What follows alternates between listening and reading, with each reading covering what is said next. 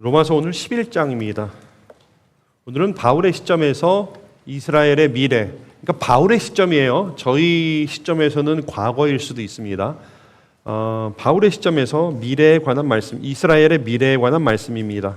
자, 그런데 오늘 본격적으로 말씀을 살피기 전에 조금 우리들이 함께 생각해 봐야 될 게 있어요. 여러분 잘 들으셔야 돼요. 이게 한국교회에서 이것을 잘못 이해하기 때문에 이단들이 많이 생기기 때문에 여러분 잘 귀를 기울여 주시면 감사하겠습니다. 우리가 성경의 예언을 어떻게 봐야 되냐, 이 부분을 좀 살펴보려고 그래요.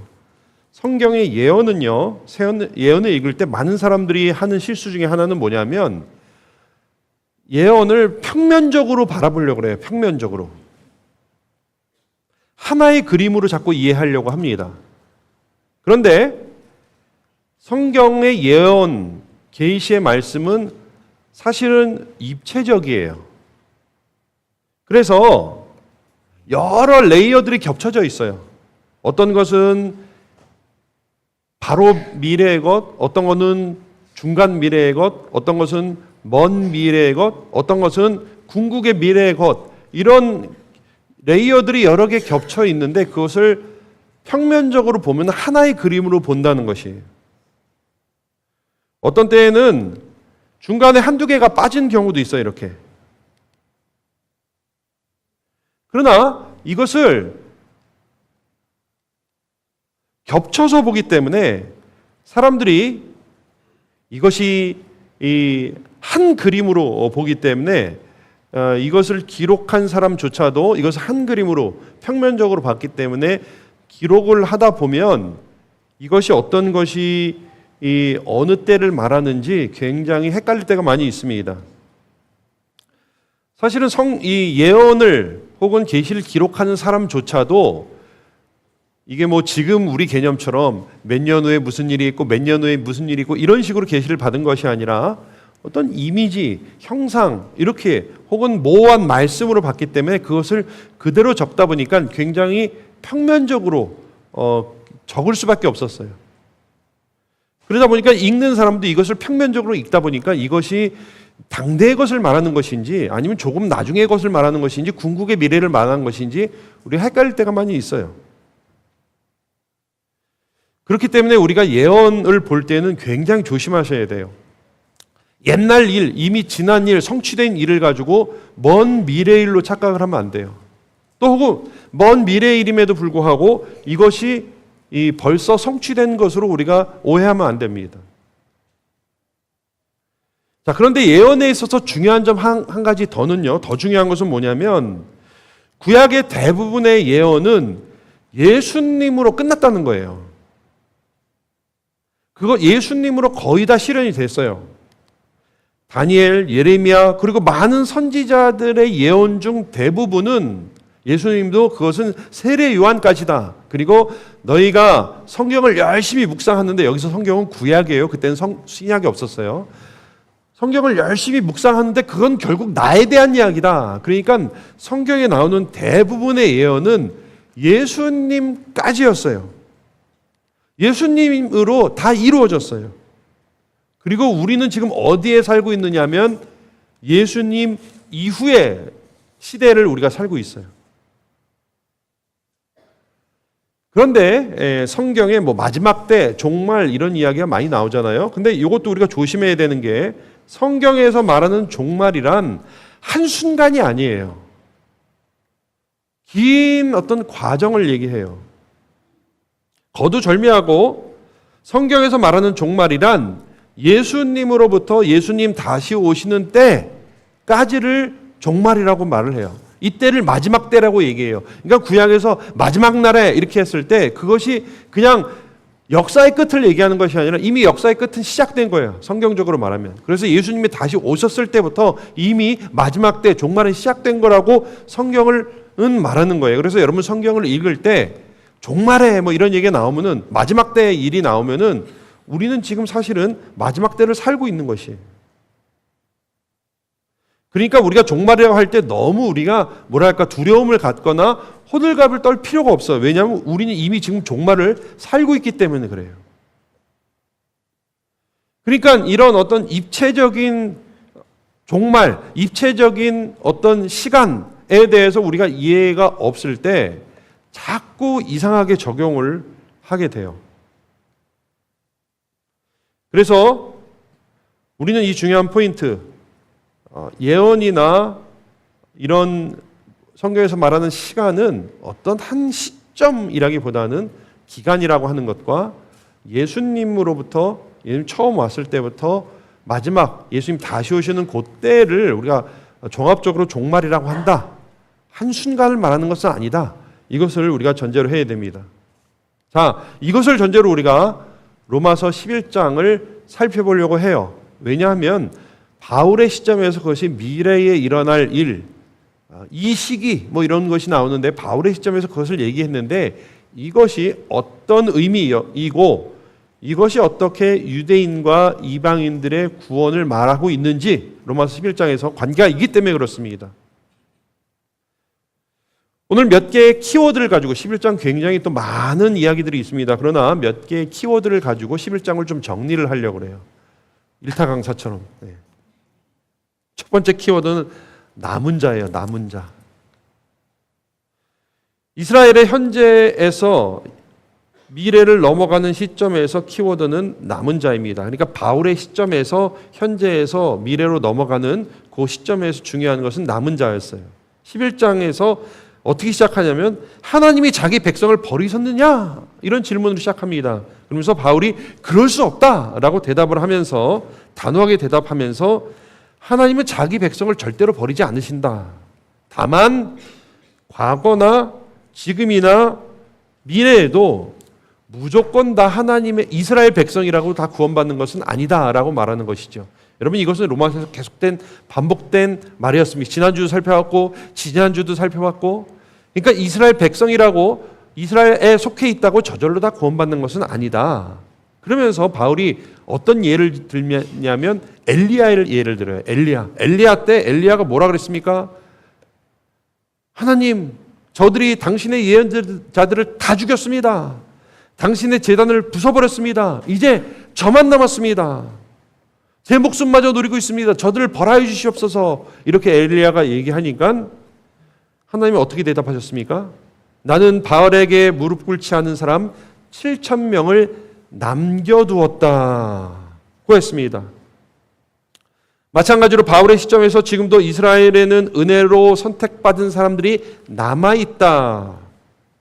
그러나 그들 역시 바울이 계속해서 부연하고 있는 것은 그들 역시 은혜로 선택된 것이지 행위에 근거해서 혈통에 근거해서 육정에 근거해서 그들이 남아있는 것은 아니다.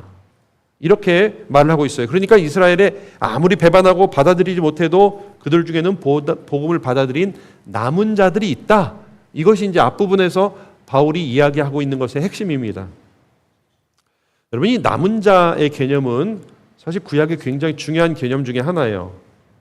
구원받은 하나님의 백성들을 통틀어 일컫는 말인데 구약 성경에 한 100번 나옵니다. 100번 정도 많이 나오는 거예요. 그러니까 굉장히 중요한 개념이에요. 그 중에 한 구절을 제가 보면 이스라엘이여 내 백성이 바다의 모래 같을지라도 그렇게 많을지라도 남은 자만 돌아오리니 넘치는 공의의 파멸로 작정되었음이라. 그러니까 남은 자란 소수, 그죠? 비록 소수이지만 하나님의 심판에도 불구하고 온갖 고난에도 불구하고 하나님을 떠나지 않고 은혜와 언약 안에 살아가는 사람들을 말하는 것입니다. 자, 그런데 여기서 문제를 하나 제가 내겠습니다. 그러면 이스라엘의 남은 자가 그들이 잘나서입니까? 은혜로 남게 된 것입니까? 그들이 자격과 조건을 갖추어서입니까? 아니면 하나님의 은혜로운 선택에 의해서입니까? 답은 자명하죠. 은혜 때문이죠. 은혜 때문입니다. 남은 자 역시 하나님의 은혜로 남은 거죠. 자, 그런데 이 남은 자의 개념에도 은혜를 좀먹는 사람들이 생겨나기 시작했습니다. 그래서 한간에 남은 자, 이게 영어로 렘넌트라고 그래요. 렘넌트. 혹시 들어보셨어요? 그래서 자신들이 죄와 심판 속에서도 특별히 살아남은 선택받은 사람들이라고 주장하는 이단들이 있습니다. 세상에 많은 사람들이, 특히 기존 교회 교인들 다 똑같다, 크리스천이라고 하는 사람들이 실제로는 삶에서 타협하고 실제적으로는 하나님을 부인하고 사는 사람들이 많은데, 그 사람들은 다 심판받을 거고 그것을 자각한 자기들만, 렘넌트들만 하나님한테 구원을 받을 것이다 라고 그렇게 믿는 사람들이 있어요. 당연히 이단입니다. 이것은 바울이 거부한 유대인의 모습을 그대로 답습하는 것이죠. 바울이 강조하는 것은 남은 자들이 있지만 그들도 은혜로 된 것이다, 이것을 계속해서 강조하는 거예요. 남는 자에 사실은 포인트가 있는 것이 아니라 은혜의 포인트가 있는데, 그들은 남는 자에 강조점을 두고 있어요. 그렇게 하나님을 받아들이지 않아도 하나님은 이스라엘 자체를 포기하지 않으시고 그래도 남는 자를 찾고 부르고 붙들고 계신다. 여기서 중요한 것은, 그러나 그것은 하나님의 은혜이지 남는 자가 아니다 라고 하는 것입니다. 자, 그런데 두 번째 키워드는 접붙임이라는 단어예요. 자, 그런데 남은 자들이 그냥 남는 것에 의미가 있느냐? 아니죠. 그들은 남는 것, 그들의 존재뿐만 아니라 사명도 역시 남았어요. 그러면 그들의 사명은 무엇이었습니까? 이 남은 자들, 남은 유대인들의 역할은 무엇이었습니까? 그것은 뭐냐면, 어떻게 보면 나무의 뿌리, 오늘 비유를 들었는데 감람나무의 뿌리 역할을 한다. 하나님은 그냥 다 쓸어버리고 다시 시작하는 것이 아니라 유대인들, 남는 사람들이라고 하는 원 가지에 이방인이라고 하는 가지를 접붙임으로 구원의 역사를 이루어 가신다 하는 것입니다. 여기서 바울은 오늘 유대인을 참 감람나무에 비유하고 있어요. 그리고 이방인들을 돌 감람나무, 이 돌 감람나무, 그러니까 야생 감람나무죠. 이렇게 비유하고 있습니다. 자, 그런데 참 감람나무가 꺾였어요. 이것은 열매 맺지 못하는 상황입니다. 열매 맺지 못하는 나무가 되어서 가지를 잘라내야 되는 상황을 말하는 것입니다. 그래서 이 가지와 줄기를 쳐내고 거기에 야생 감람나무를 접붙입니다. 그렇게 하니까 이제 참 감람나무의 진액을 공급받은 야생 감람나무가 열매를 맺기 시작한 것이다 하는 것이죠.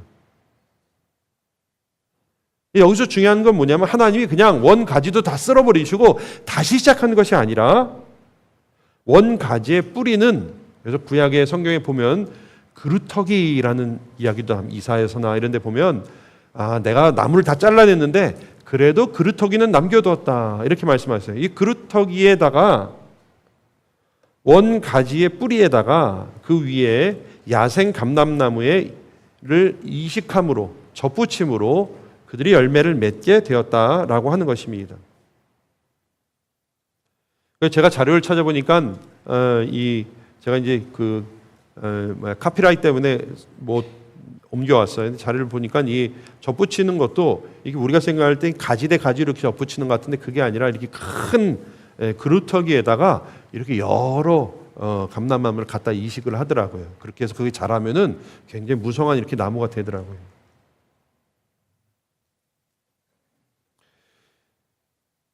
썩어가는 윗줄기를 잘라내고 접붙이신다. 그러니까 하나님은 유대인들을 포기한 것이 아니라, 다 쓸어버리시는 것이 아니라 여전히 남은 유대인들을 통해서 복음을 전해주시고 축복이 전해져서 이방인이 구원을 받는 것을 말한다 하는 것입니다. 여러분, 물이 고이면 썩게 돼 있죠. 흘러가야 되는데 물이 고여 있으면 썩게 됩니다.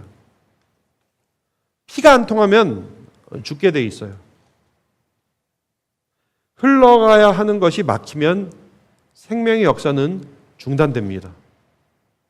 반대로 흘러갈 때 생명의 역사가 일어나는 것이죠.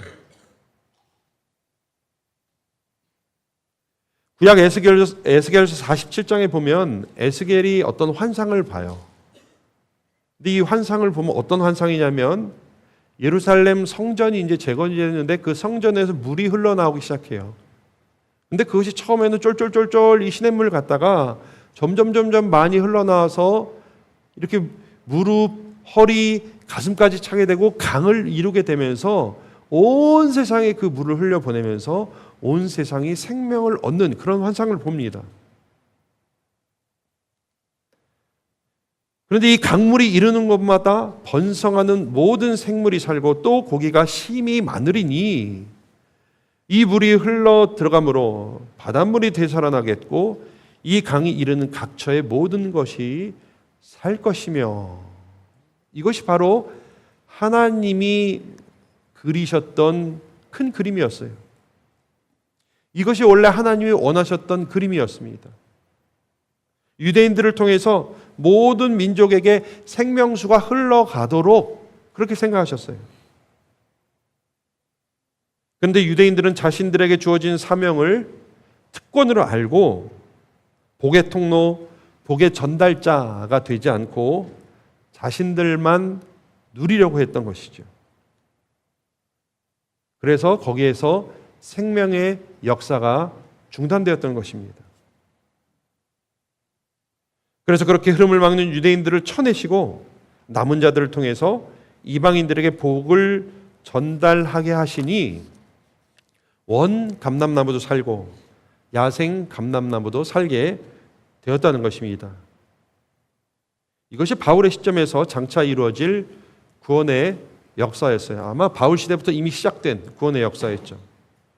그리고 지금 그대로 이루어 가고 있는 중입니다. 세 번째 키워드는 이방인의 충만한 수입니다. 자, 그러면 유대인은 그렇고 이방인은 어떻게 되느냐 하는 것이죠. 곧 이방인의 충만한 수가 찰 것이다, 이렇게 바울이 표현을 합니다. 오히려 이스라엘의 그런 답답한 모습 때문에 다른 민족들에게 구원의 기회가 오히려 열리게 됐어요. 더 크게 열렸습니다. 그동안 유대인들을 통해서 축복이 흘러가야 되는데 그렇지 못하고 꽉 막혀 있었어요. 그래서 하나님이 그런 막고 있는 문지기 역할을 하고 있는 유대인들을 쳐내시고 축복이 흘러가도록 하셨습니다. 생명이 흘러가도록 하셨습니다. 그래서 정체되었던 복이 이방인들에게 흘러가기 시작하니까 이방인들이 구원을 받기 시작했는데 그 구원받은 이방인들의 숫자를 보니까 충만했다, 이렇게 표현하고 있는 것입니다. 이것이 종말에 이루어질 일이라고 오늘 바울은 말을 하고 있어요. 이방인들의 충만한 수. 근데 이렇게 숫자 하니까 사람들이 이제 상상하는 거죠. 야, 몇 명까지 구원받는데 커트라인이 몇이래? 몇 명이 차면 구원이 끝나는 거야? 너 거기에 들었어? 이게 자꾸 우리의 이제 인간적인 생각으로 몇 명까지 구원을 받느냐. 물론 구원과 관련된 숫자가 성경에 나오긴 나와요. 어디 나와요? 그것도 공교롭게 요한계시록에 나와요. 요한계시록에 보니까 14만 4천. 14만 4천. 내가 인침을 받은 자의 수를 들으니 이스라엘 자손의 각 지파 중에서 인침을 받은 자들이 14만 4천이다. 이게 숫자가 나와요. 그러니까 어떤 사람들이 이 숫자를 진짜 실제 숫자로 생각하는 사람들이 있어요. 주로 이제 이단들에서 이걸 많이 사용을 하죠. 이 숫자를 들먹이면서 구원받는 14만 4천에 들어야 된다고 공포 전도를 합니다. 저도 전도를 받아봤어요. 교회 다닌다 그러니까 뭐라 그래요? 주여 주여 하는 자마다 천국에 다 들어가는 게 아니다. 이 숫자에 들어가야 천국에 들어간다. 제가 조금 이상했어요. 어쩔 때는 이단들이 막 전도를 하다가 안 할 때가 있어요. 왜 그런지 아세요? 14만 4천이 다 찼대. 근데 제가 품는 의문은 그거예요. 신천지도 14만 4천, 여호와의 증인도 14만 4천, 뭐 어디도 14만 4천, 이 숫자가 넘어가는데 이게 어디가 맞을까? 제가 나라별로 14만 4천인가? 그러니까 그러면 인구가 많으면 불리해요. 빨리 이사 가야 돼요. 14만 4천 옛날에는 많은 숫자였어요. 근데 오늘날엔 그렇게 많은 숫자는 아니죠. 이거는 뭐냐? 실제 숫자가 아니죠. 그러니까 자꾸 성경을 읽을 때 평면적으로 읽어서 그래요. 실제 숫자가 아니죠.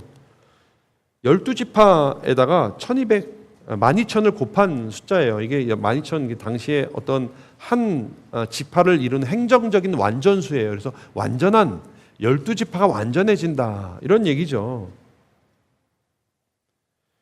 그러니까 14만 4천이라고 하는 것은 어떤 충분한 온전한 숫자를 말하는 것이지 실제 숫자를 말하는 것이 아니에요. 몇 명까지 구원을 받는데 이건 거의 무의미한 질문입니다. 숫자를 가지고 장난치는 사람들 여러분 100% 이단이라고 생각하시면 돼요. 자, 그렇게 접붙임을 당한 돌 감람나무인 이방인들이 이제는 참 감람나무를 압도해서 엄청나게 충분하게 많은 열매를 맺는다. 이것이 종말에 일어날 일이다. 시기에 일어날 일이다. 바울이 얘기하고 있어요. 그 숫자나 혹은 그 질이 하나님이 생각하시는 충분한 수준에 이르게 된다. 이것이 종말에 일어날 일이다. 라고 바울이 얘기하고 있어요. 네 번째 키워드는 온 이스라엘의 구원입니다. 그 결과가 26절에 기록되어 있어요. 뭐라고 기록되어 있어요?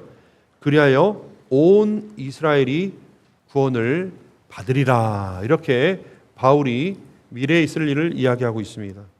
여기서 온 이스라엘이라고 하는 것은 당연하게도 이스라엘 민족 전체를 얘기하는 게 아니에요. 계속 로마서 이제까지 올 때마다 계속 바울이 강조하고 있는 게 뭐예요? 이스라엘에 속해 있다고 다 구원받는 게 아니다.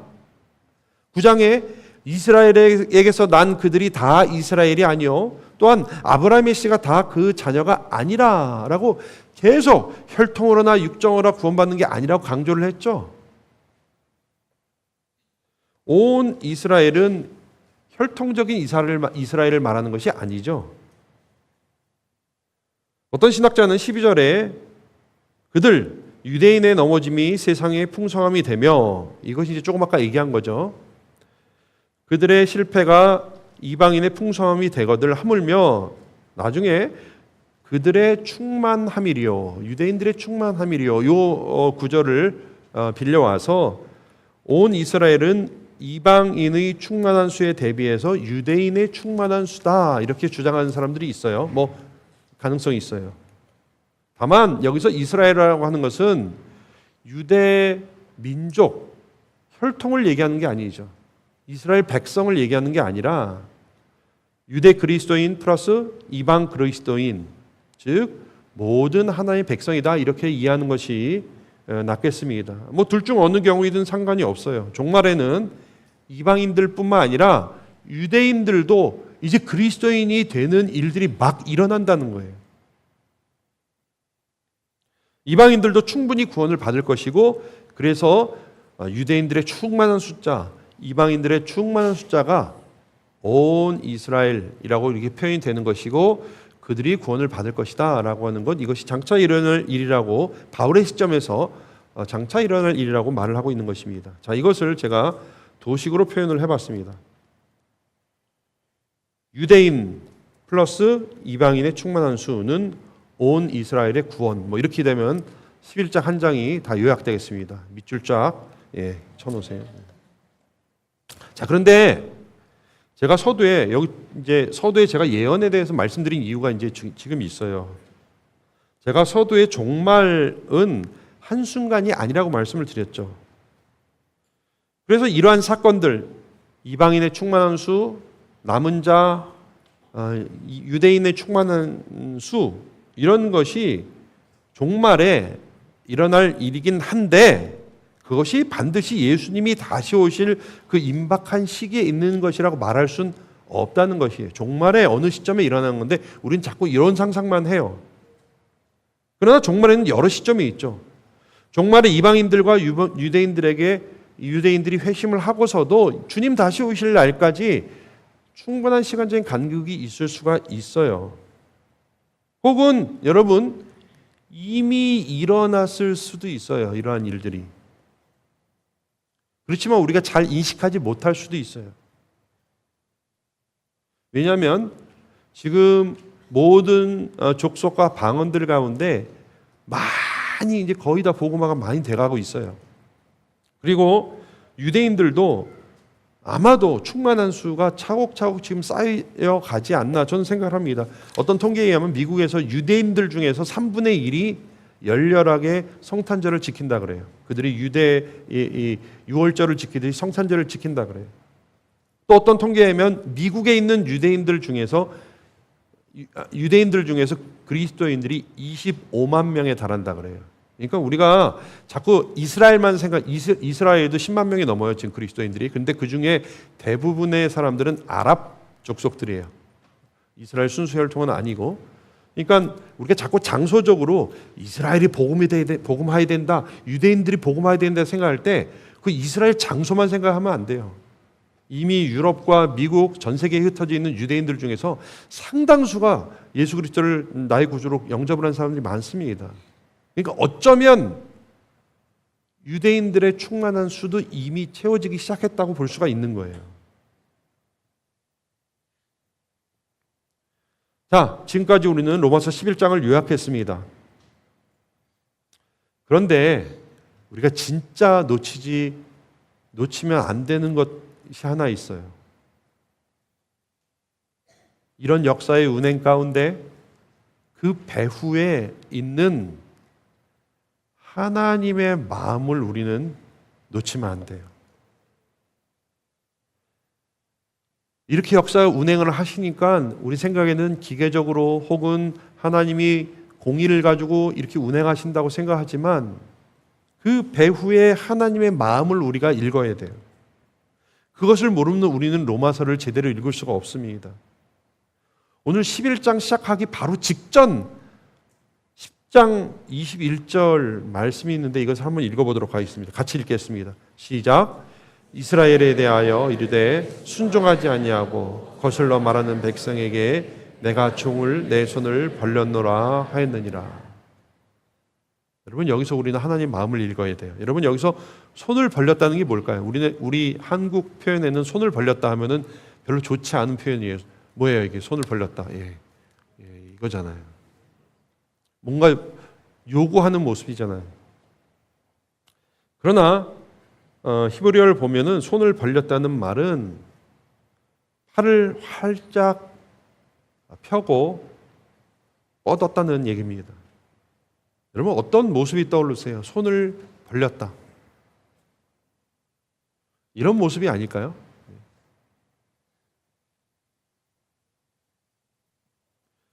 저는 이 손을 벌렸다는 말을 깊이 묵상하면서 탕자를 기다리는 아빠의 모습이 떠올랐어요.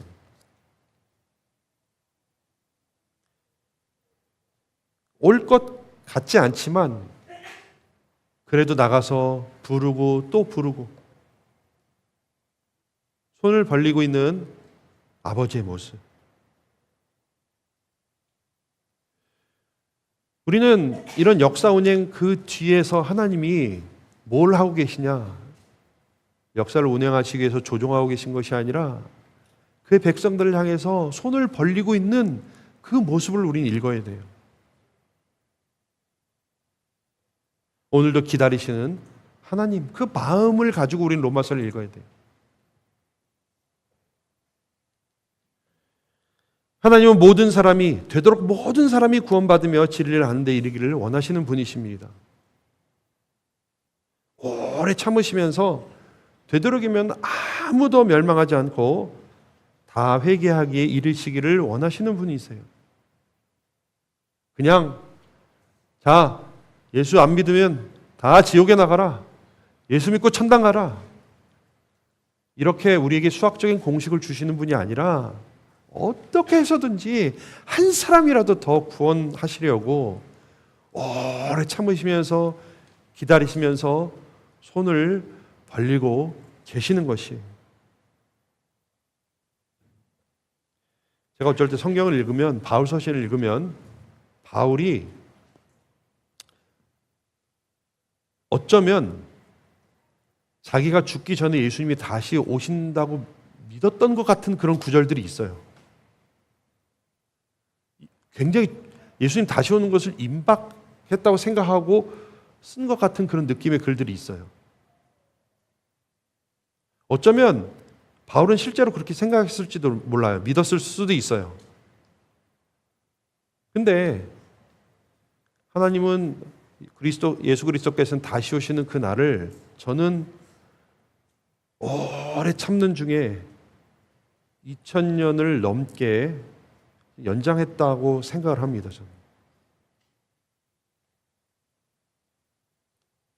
저는 이것이 하나님의 마음이라고 생각해요. 로마서에서 많은 교리들이 나오고 복음이 나오고 진리들이 나와요.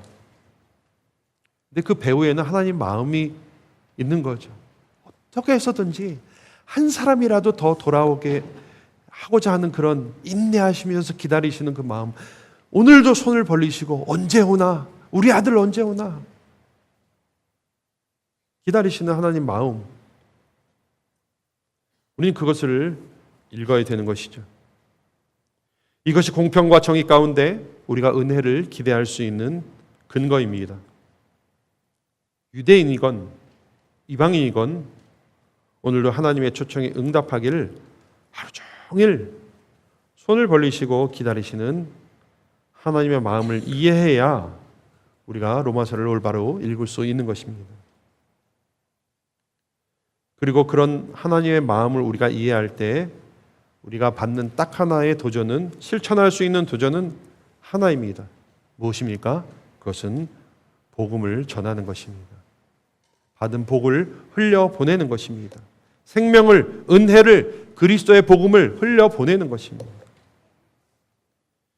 이것 하나가 우리에게 남는 것입니다. 유대인이든 이방인이든 그 충만한 수와 온전한 구원을 위해 우리는 흘려보내야 돼요. 전해야 돼요. 되도록 많은 사람들이 구원을 얻도록 우리는 전파해야 합니다. 그것이 하나님의 마음을 이해하고 은혜를 입은 우리의 사명입니다.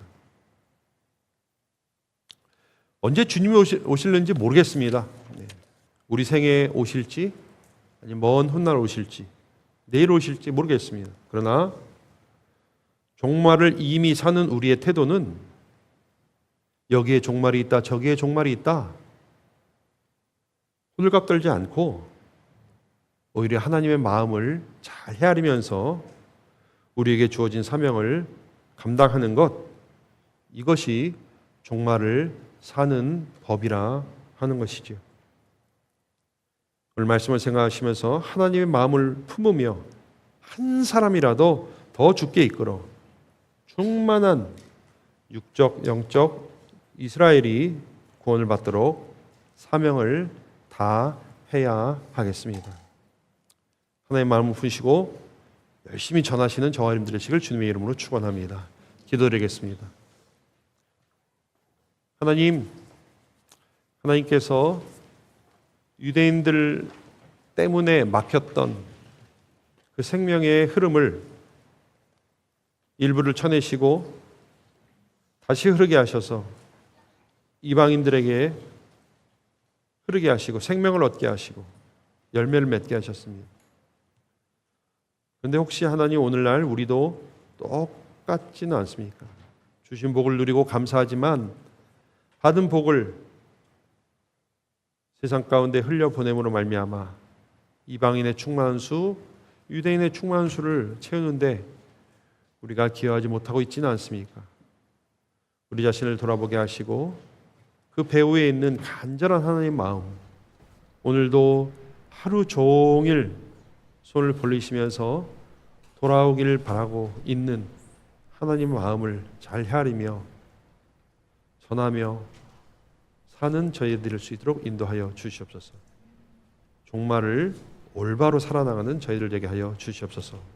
예수님의 이름으로 기도드리옵나이다. 아멘.